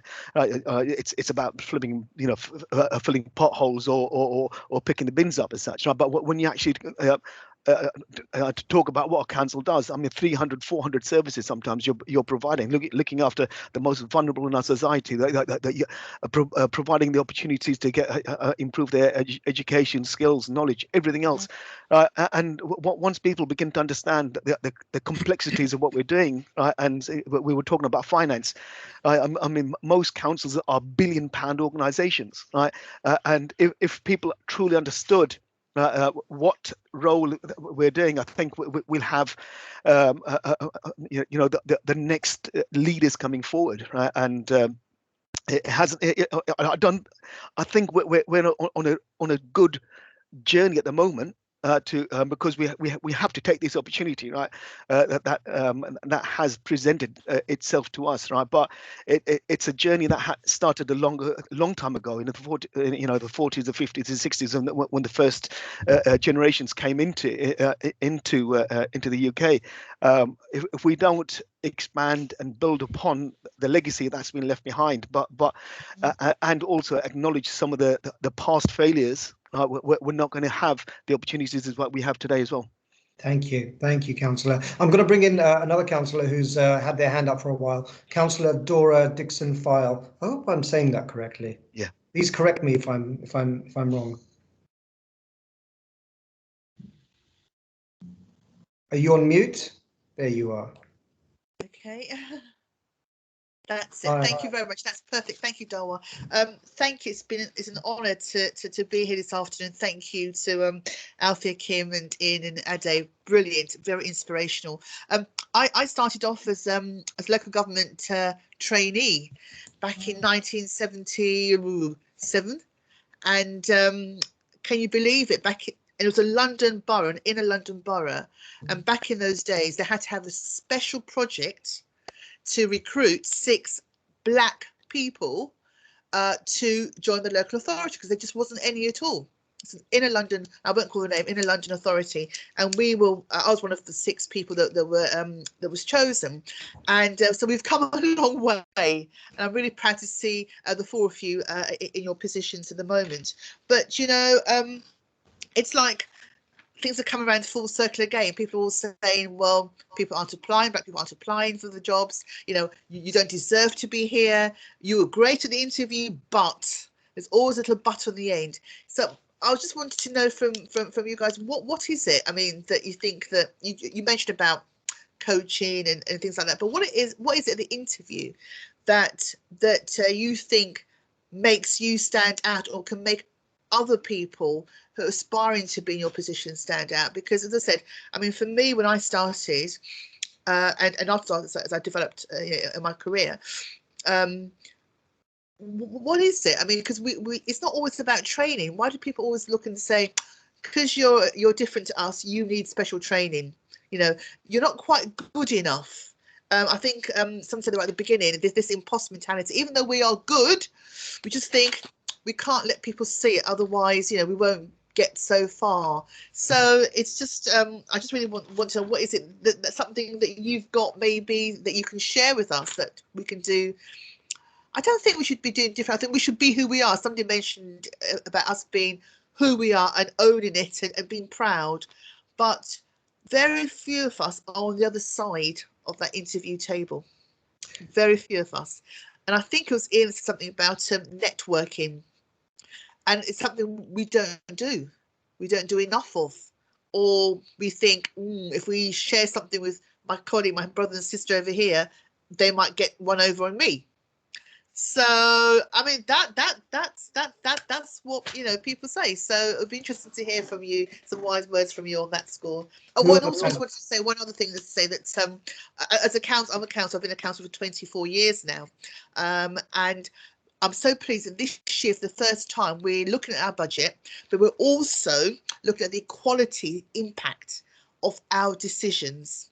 And I know before they said the public sector equality is all very important, but we've actually got a working group, which for me is a big step up, to actually look at and explore and have it scrutinise the impact of our decisions. So I think for me, seeing you four here today, and doing what we're doing in my local authority in Southwark. I think it's a step up. It's been a long time coming, but it's a step up. Thank you. Thank you. Is anyone on the panel who wants to take this?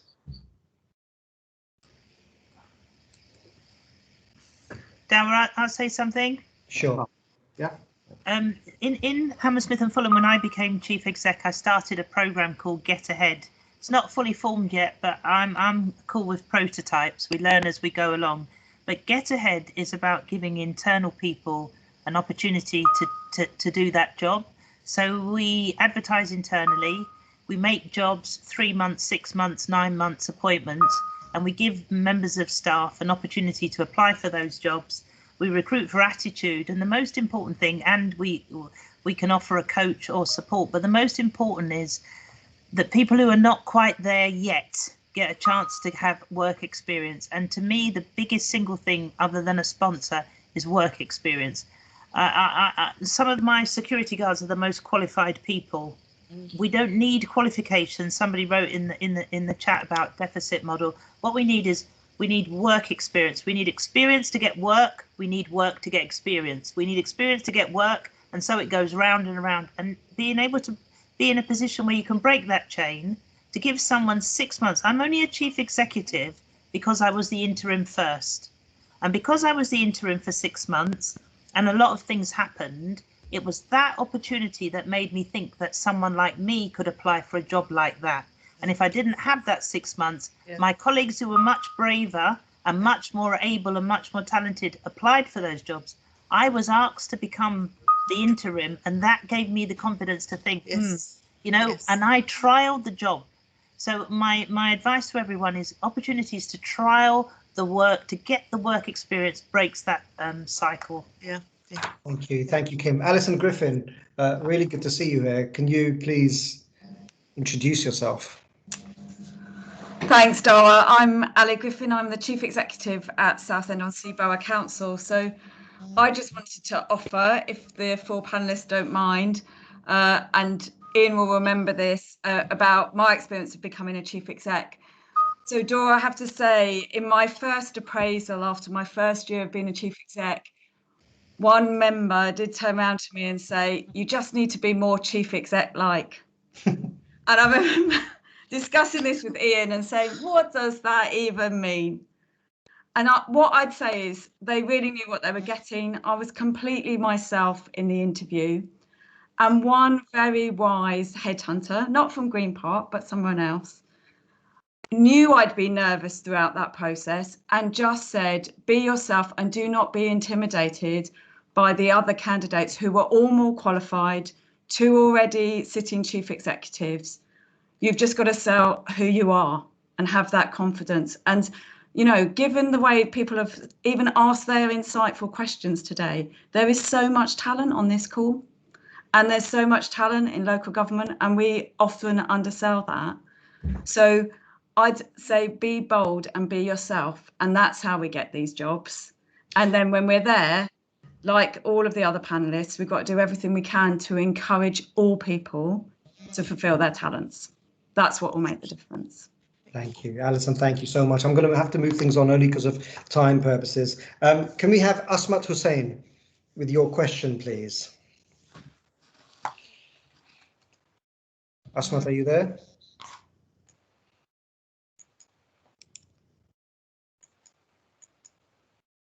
Going. Mr.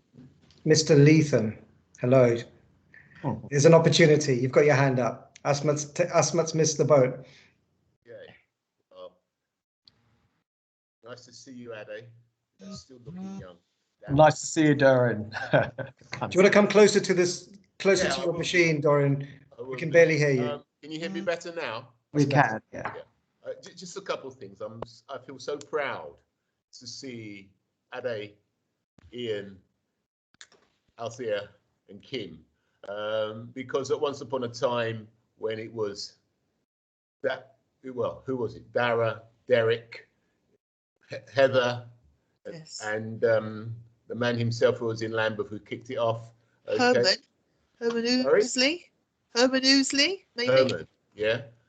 We didn't have any of this, so I'm really, really proud to see all of you, and it's wonderful. But the thing that saddens me is that of all this time when I first became a chief executive and saw all the talent amongst the BAME staff, this is for you, Kim, no, the BAME staff, right, that we're still not there.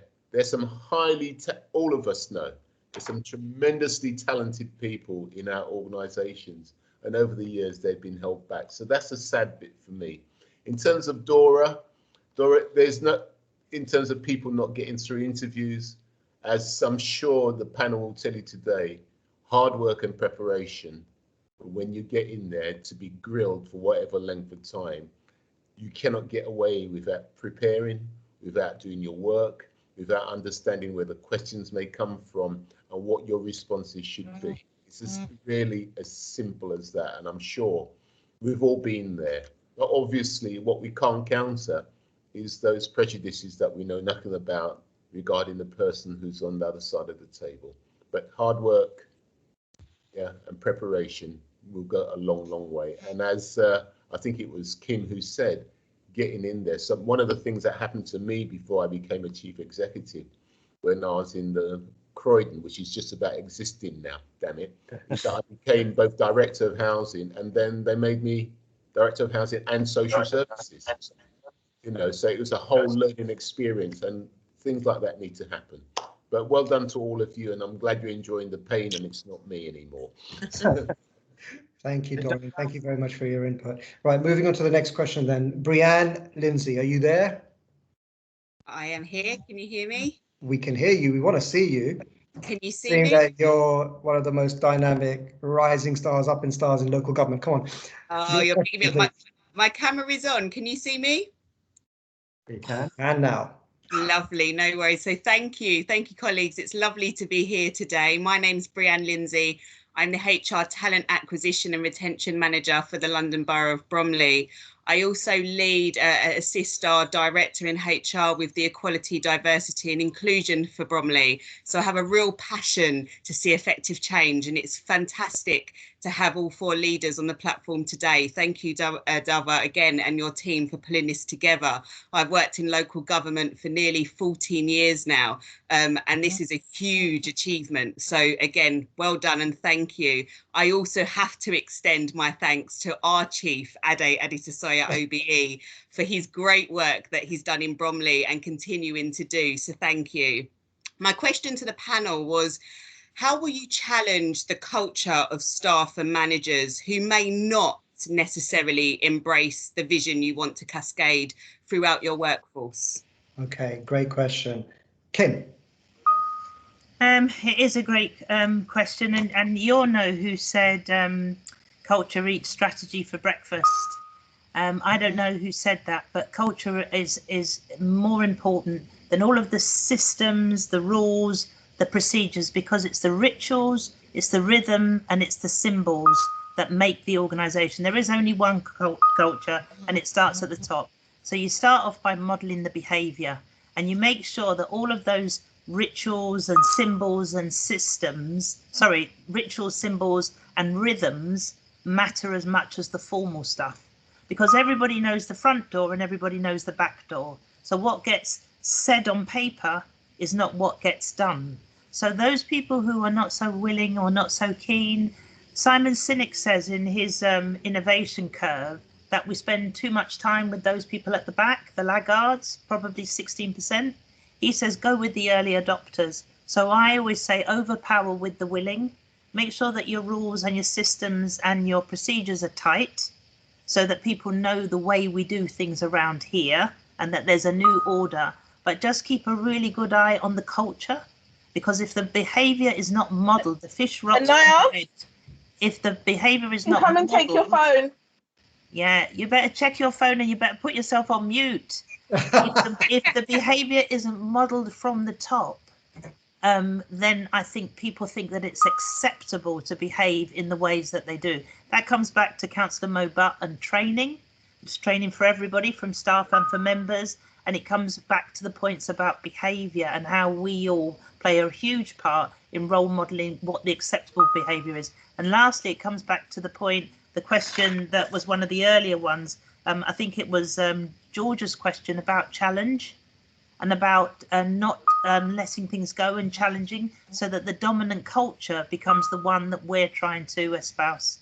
Thank you. I think Althea. Yes, Althea, what would you say to Brianne? And also, how can we help others to become role models internally and as an external symbol of the possibility of progress within the local government sector?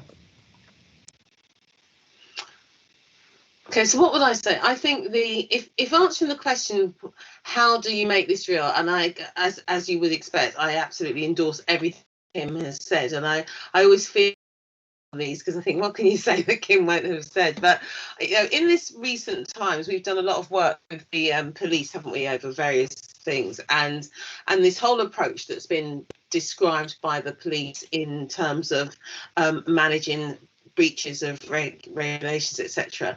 And they talk about the 4 E's, don't they? They talk about engage, explain, encourage, and enforce.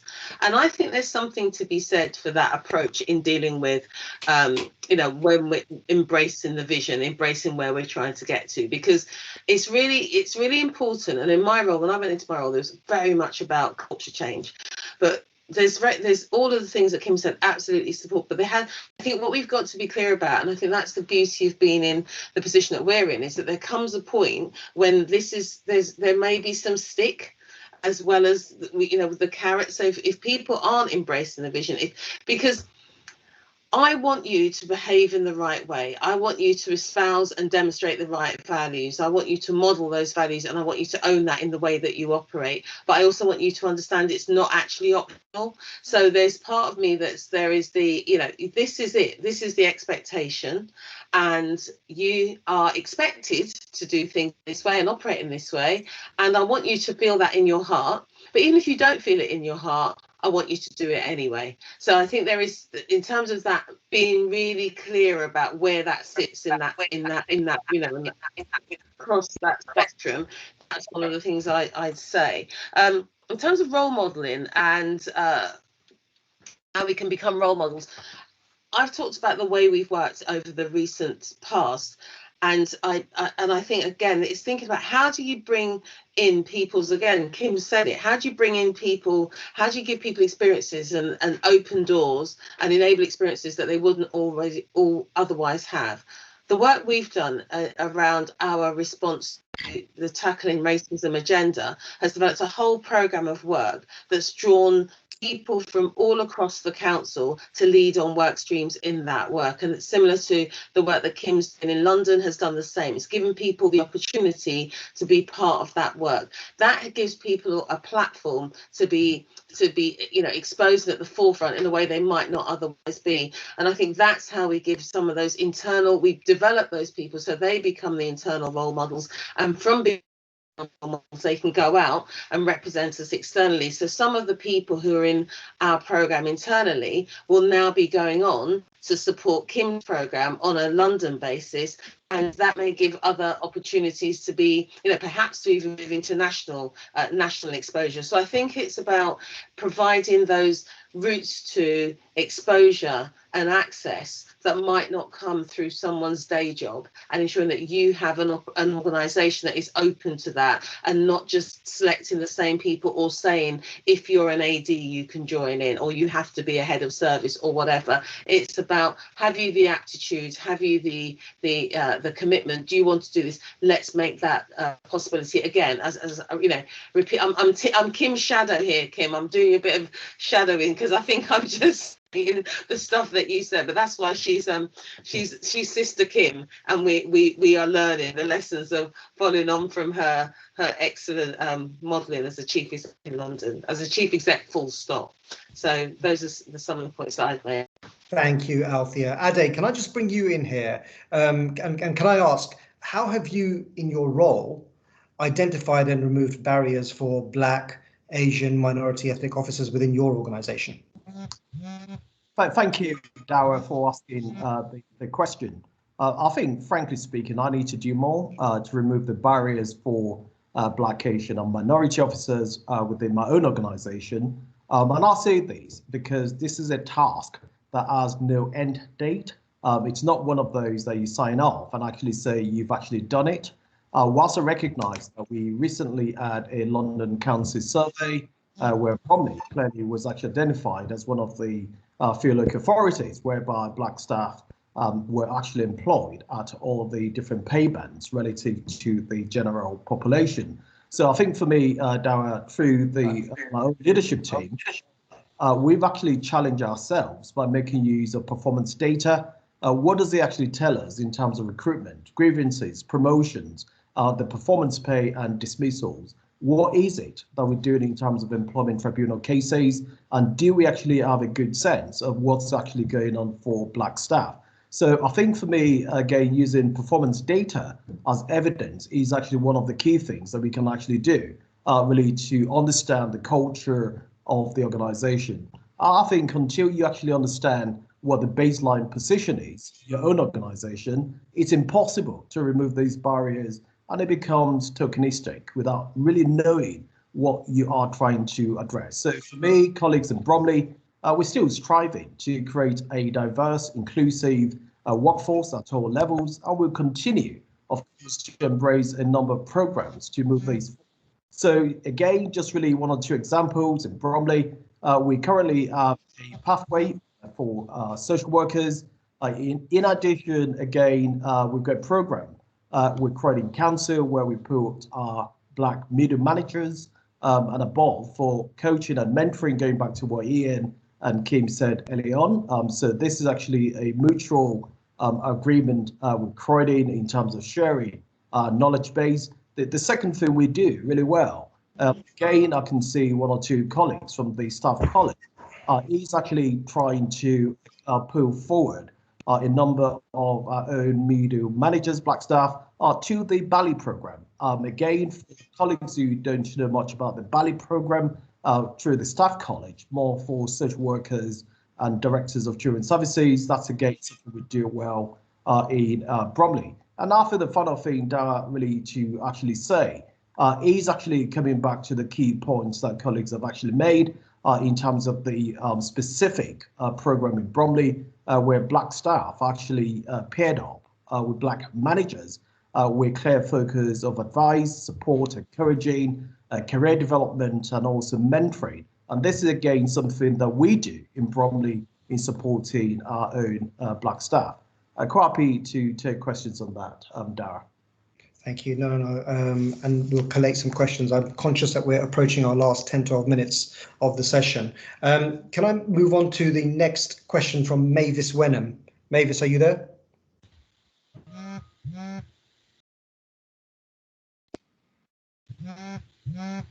If you're on mute.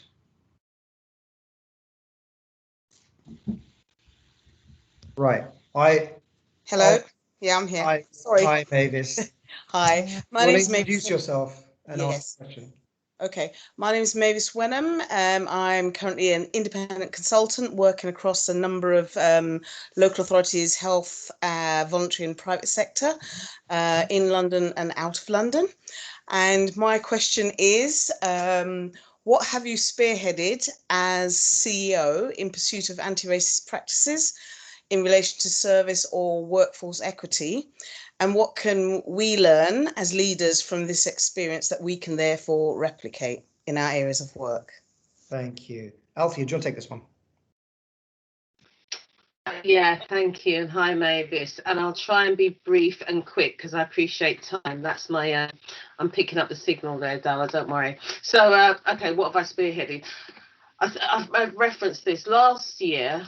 So there was work. Let me start from the beginning. I went into Newham in April 2019, and one of the primary objectives of my role was to spearhead some significant culture change in Newham, which needed to bring into being a new set of values and behaviours, which were to be very much embedding inclusion, to tackle leadership and management and recruiting to those values, to deal with some of the historic allegations of bullying and diversity, etc. So one of my first and highest objectives in going in was all about culture and including this agenda. So it was a very easy thing to do, to say, well, given that's a priority, the next step is to set up a program of activity which is defining these are the outcomes we're seeking to achieve, this is a priority, resources going to be allocated to delivering on this program,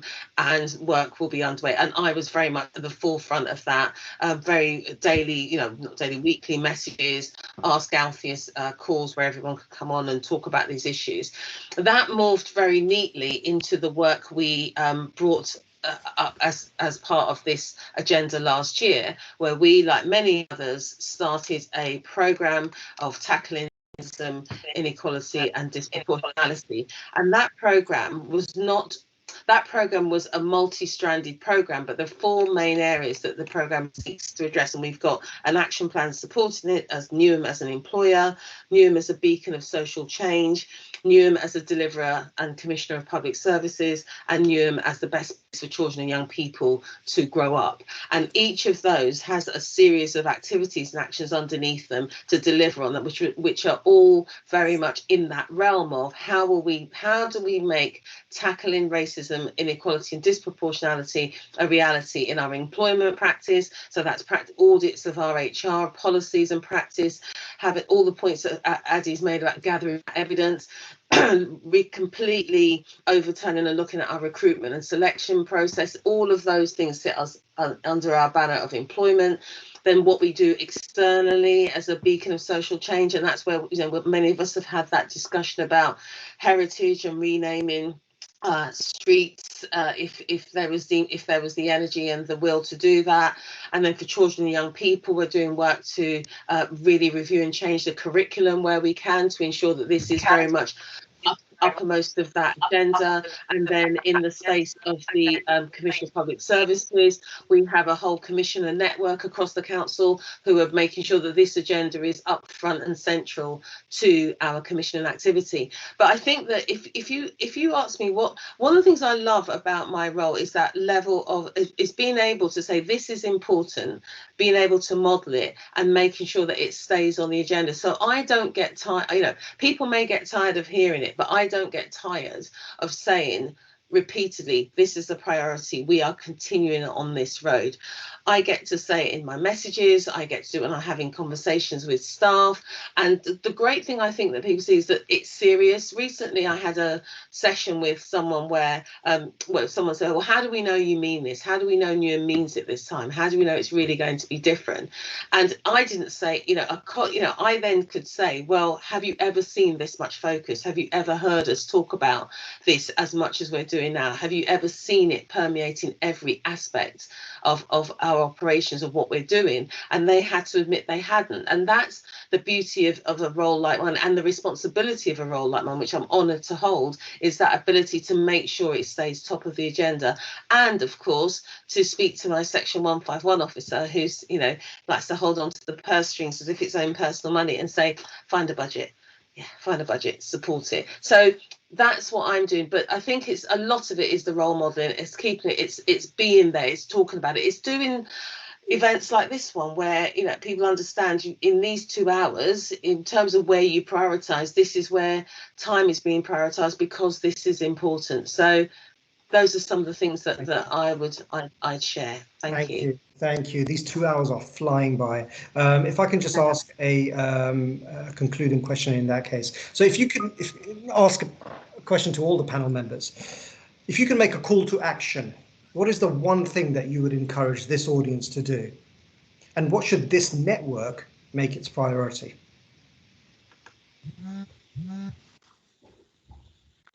Anyone can go first.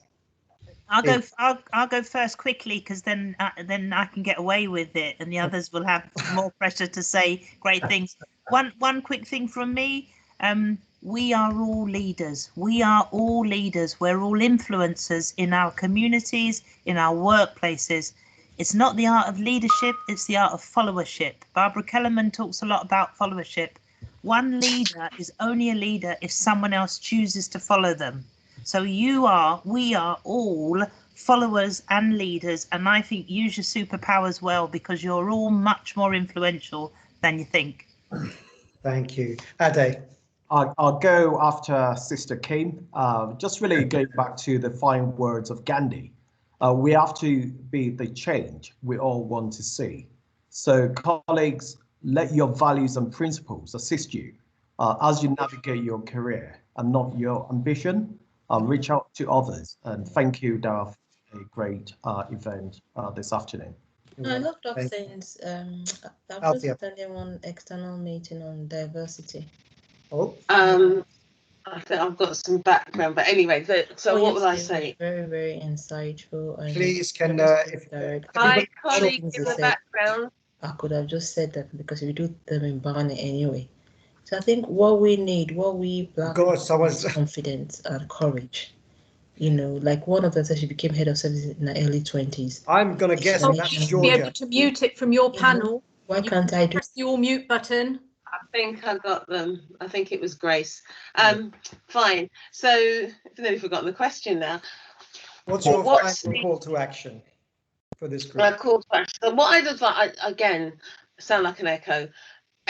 We are 4 individuals whose journey has taken us here, and there is no one on this call who, if they should so choose to, this journey wouldn't take them to this place too. So we're all special, but we're not special, and I think I think that's really important to hold on to that.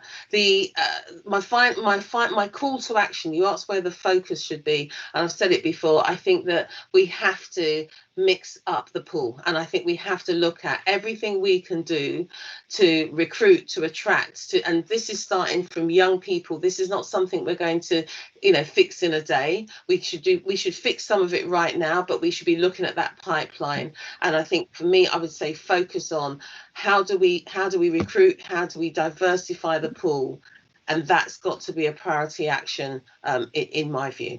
Thank you, Althea. Ian, the last word is yours.